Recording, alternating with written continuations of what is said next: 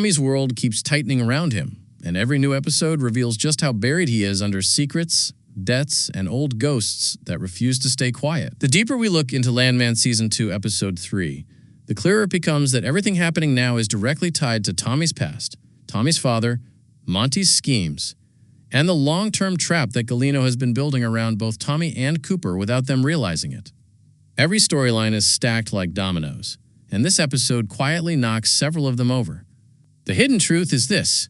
Episode 3 silently exposes a pattern of men, Monty, T.L. Norris, and Gallino, who shaped Tommy's life by lying, hiding, manipulating, and abandoning responsibility.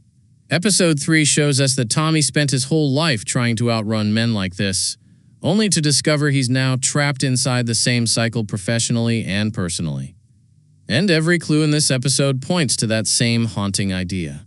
MTEX has no money, and the hidden clue that Monty never intended anyone to find it. The first major revelation hits like a punch. MTEX is flat broke. No money in the bank. No backup funds. No emergency reserves. The entire company is a hollow building held together with duct tape and prayers. Cammy, Rebecca, Neil, and Tommy spend the episode trying to figure out where the $420 million insurance payout went. The payout Monty received after the offshore rig was destroyed in the hurricane. It's gone, completely missing. But the show drops a breadcrumb that reveals the truth. Monty didn't just hide the money. He designed his whole life so no one could ever find it. Every financial trail is layered, encrypted, or misleading. Monty used personal accounts that weren't personal, business accounts that weren't business. Offshore pipelines, shell companies, temporary loans, lines of credit, tax diversions, hidden trusts, fake operational budgets.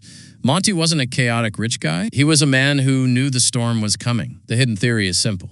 Monty expected something catastrophic, legal trouble, cartel revenge, federal audits, or internal betrayal. So he spread every cent into a labyrinth only he could navigate. Episode 3 reveals that MTEX never had money in the normal sense. It only had the illusion of money. Monty spent years operating the entire company with borrowed payroll, borrowed equipment, borrowed machinery, borrowed credit. He ran a Fortune 500 level oil machine like a small-town hustler running a two-man garage on payday loans. This explains why. 1. No one at MTEX ever understood Monty's books, because Monty made sure no one could decipher them. 2. Gallino kept circling Monty so aggressively, because Gallino understood Monty's methods. They were the same. 3. The cartel viewed Monty as unreliable. Their money was never secure with him. Monty didn't hide the money from the world. He hid the money from everyone, including his own future. The tragedy is that Monty's biggest secret becomes Tommy's biggest curse. The hidden danger of the hydrogen sulfide leak, a theory that connects back to Episode 1. The hydrogen sulfide H2S leak at the tank site seems like a random disaster in Episode 3, but it's actually the continuation of a pattern established since Episode 1. Let's break down what the show is signaling. Hydrogen sulfide gas is deadly, invisible, fast-acting common on aging oil fields triggered by poor maintenance, easily preventable with proper oversight. But the tank leak didn't feel like a simple accident. Episode 3 shows us several clues. Clue 1. The tank is too old and too deteriorated for normal operations. This points back to Episode 1's continuing theme.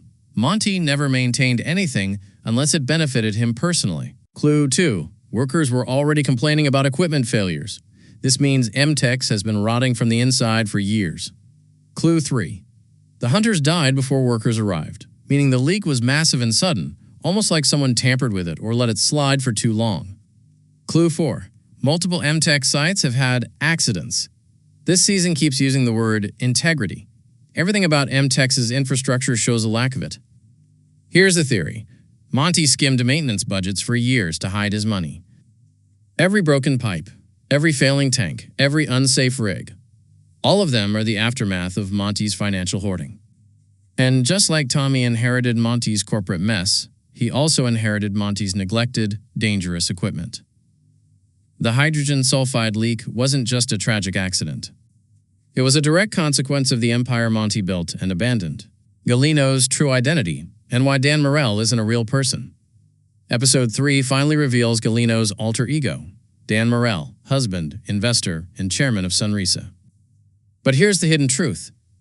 Dan Morell is the mask. Gallino is the real man. Everything about his dual identity proves that he operates between the clean world and the criminal world, between contracts and cartel violence. The episode quietly reveals 3 key points. 1. Gallino didn't just invest in Cooper. He invested in Tommy. He says Cooper's deal was a gift, but the real clue is this. Gallino wants Tommy, not Cooper, not M-Tech's Tommy. Why? Because Tommy is the only man in the region with field expertise, community, respect, leadership, grit connections, and a moral compass he can twist too. Gallino wants to own Tommy's legacy.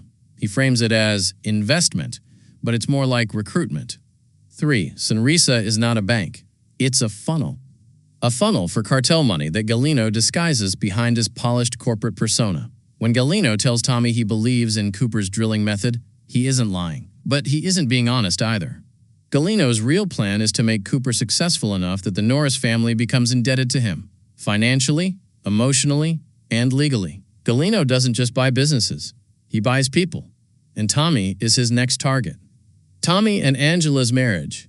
Not romance, but a strategic alliance. Episode 3 drops a huge emotional moment. Angela asks Tommy if he wants to get married again. But the hidden meaning is not romantic, it's strategic. 3 quiet clues reveal why. Clue 1. Angela sees that Tommy's empire is crumbling. She knows he needs legal stability. Clue 2. Marriage protects her, Cooper and Ainsley financially. If Tommy collapses, she collapses too, unless they're united. Clue 3. Angela has seen Tommy around TL and understands him better now.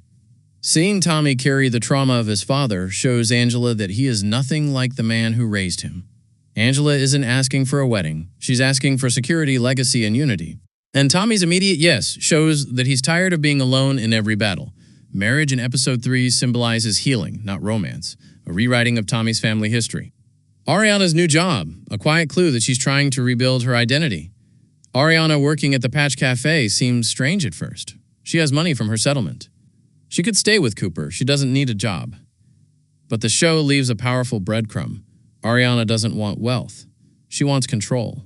After losing Elvio, after dealing with cartel threats, after being entangled with Cooper's chaos, she needs independence, normalcy, a space to think a new identity that isn't defined by tragedy. The Patch is simple, predictable, unconnected to the oil world, unconnected to the Norris name. Ariana isn't running away from responsibility. She's rebuilding herself in the smallest, safest place possible. And that's why she gets the job. Gallino's plan for Cooper, a long-term trap disguised as support. Gallino explains that he bankrolled Cooper because he believes in the wells. He wants to help. Tommy, he thinks Cooper is smart. But the truth is far darker. Gallino's gift is a leash. Cooper's contract is too generous, too easy, too unexplained, too helpful, because it's designed for one purpose: to trap Cooper into a relationship he cannot escape. Gallino's real long-term plan: make the Norris family dependent on him until they have to choose between survival and moral compromise. Cooper is already halfway there without knowing it. Tommy's past with TL returns and explains every choice he makes in Episode 3. Episode 3 hits harder because Episode 2 showed us the truth about Tommy's childhood. A mother addicted, a father violent, a home unstable, a childhood full of fear.